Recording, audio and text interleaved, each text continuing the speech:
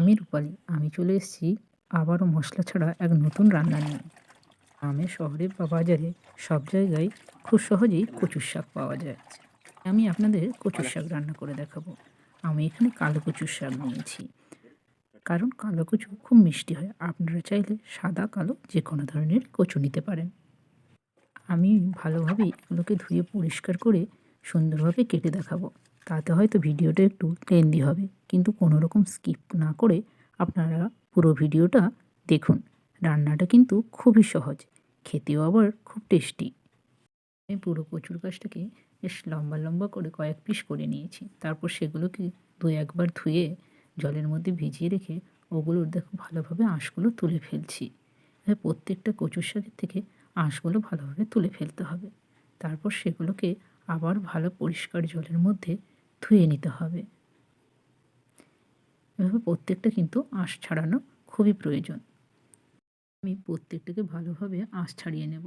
এই আঁশ ছাড়ানো খুবই সহজ। ছুরি বা বটি দিয়ে টান দিলেই আঁশগুলো ভালোভাবে উঠে আসবে।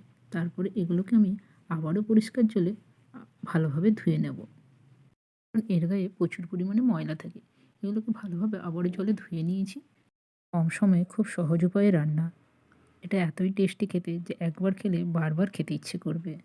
এবার এটা আমি বড় পাত্রের জলের মধ্যে ভিজিয়ে রেখে আমি কচুর ভেতরের পাটগুলো আঙুল দিয়ে ভালোভাবে ঘষে ধুয়ে নেব। এতে প্রচুর পরিমাণে আয়রন থাকার জন্য কচু কাটার সঙ্গে এভাবে লাল হয়ে যায়। এবার আমি এগুলোকে পিস করে দেখাচ্ছি। এভাবে টুকরো, টুকরো করে কেটে নিতে হবে যাতে সহজেই সেদ্ধ হয়ে যায় এবং অল্প সময়ের মধ্যে এগুলো সেদ্ধও হয়ে যাবে। এগুলোকে আবারও ভালো পরিষ্কার জলের মধ্যে আমি আরেকবার ধুয়ে নিয়েছি।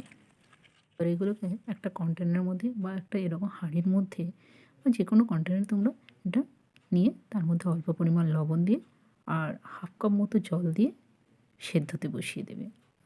৫-১০ মিনিটের মধ্যে ভালোভাবে সেদ্ধ হয়ে যাবে। আমি এখানে রাইস কুকারের মধ্যে নিয়ে নিয়েছি এবং রাইস কুকারের মধ্যে ২-৪ মিনিটের মধ্যে সেদ্ধ হয়ে গেছে। আর এটা রান্নার জন্য আমি চিংড়ি মাছ নিয়েছি। চিংড়ি মাছ বা ইলিশ মাছের মাথা দিয়ে কচুর শাক সবথেকে ভালো হয়। আমার কাছে এখানে চিংড়ি মাছ আছে, তাই আমি এখন চিংড়ি মাছ নিয়ে নিয়েছি। মাছগুলোকে আমি ভাজতে বসিয়ে দিয়েছি। ততক্ষণে কচুর সেদ্ধগুলো আমি একটা ছিদ্র পাত্রের মধ্যে জল সমেত ঢেলে নিয়েছি।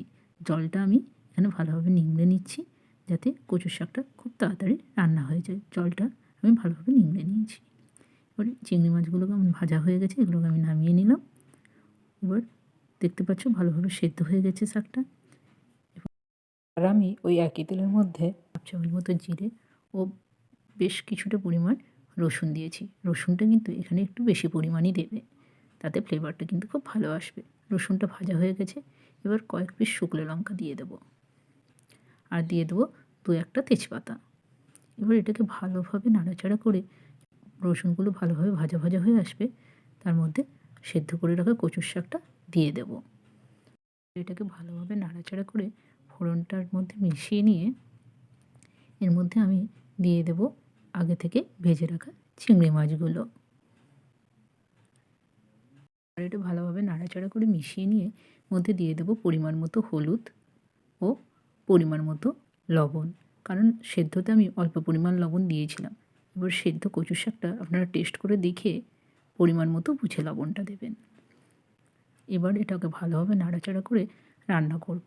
ততক্ষণ রান্না করব যতক্ষণ না ড্রাই হচ্ছে। বারবার এটাকে উল্টে পাল্টে রান্না করতে হবে কারণ তলাটা যাতে ধরে না যায়। আঁচ কমিয়ে বেশ কিছুক্ষণ হালকা হাতে নাড়াচাড়া করতে হবে ততক্ষণ না এটা ড্রাই হয়। কিন্তু এখানে কচুর শাকে মশলা ব্যবহার করে। আমি কিন্তু কোনো রকম মশলা দিইনি। কারণ মশলা দিলে এর অরিজিনাল স্বাদটা কিন্তু থাকে না। কচুর শাক যদি মিষ্টি হয় সেক্ষেত্রে মিষ্টি দেওয়ার প্রয়োজন নেই। তোমরা যদি মিষ্টি পছন্দ করো তাহলে 1/2 চামচ চিনি এখানে তোমরা অ্যাড করতে পারো। তাতে কচুর শাকটা কিন্তু মিষ্টি, মিষ্টি লাগবে। আমার বাড়িতে সুগারের পেশেন্ট আছে তাই আমি কোনো রকম চিনি দেব না। রান্নাটা আমার হয়ে গেছে। শাকের পরিমাণ অনুযায়ী 1 চামচ বা 1 চামচ শুকনো জিরে ও ধনে গুঁড়ো দিতে পারো। এতে কিন্তু দারুণ ফ্লেভার আসে। এটাকে মিশিয়ে নিয়ে আমি একটি পাত্রের মধ্যে নামিয়ে নেব।